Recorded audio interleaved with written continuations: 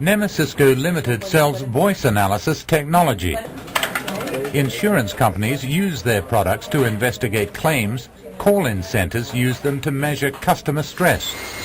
The money is in military and security applications, like this easy-to-use lie detector for airports.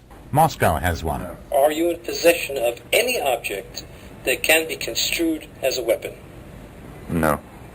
The company's technology enables the human voice to be layered and measured for an emotional signature. 129 aspects of sound can be identified when we speak. Yes. Run those aspects through 8,000 algorithms and you can tell when someone's lying. NEMESYSCO sold the product to Big Brother in Australia. Green for truth, red for lies.